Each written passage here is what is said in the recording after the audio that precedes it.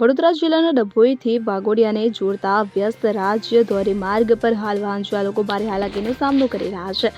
માર્ગની બંને બાજુએ અનિયંત્રિત રીતે ઉગી નીકળેલી જંગલી વેલા, ઝાડી ઝાંખરા અને બાવળોએ આખો રસ્તો સાંકડો બનાવી દીધો છે. આ વનસ્પતિનો જાડો થર માર્ગના શોલ્ડરને સંપૂર્ણપણે ઢાંકી દે છે, જેના કારણે વાહન ચાલકોને સાઈડ લેવામાં ભારે મુશ્કેલી પડે છે.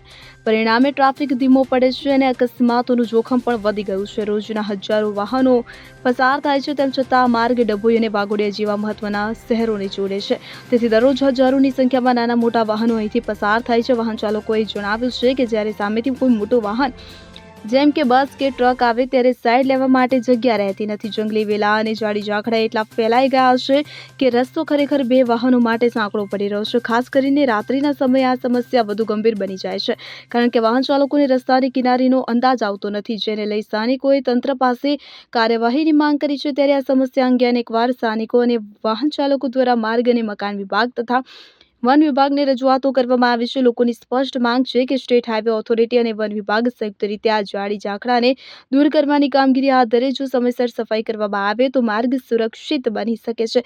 વાહન ચાલકોની સલામતી અને સુગમતા માટે આ સમસ્યાનું તાત્કાલિક નિવારણ લાવવું અત્યંત જરૂરી છે. સરકારી તંત્ર ક્યારે આ દિશામાં પગલાં લે છે તે તો જોવું રહ્યું.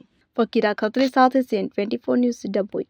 હવે જુઓ દેશ દુનિયાની તમામ ખબરો તમારી આંગળીના ટેરવે. ઉઠાવો મોબાઈલ અને Google Play Store પરથી ડાઉનલોડ કરો અમારી CN24 ન્યૂઝ મોબાઈલ એપ.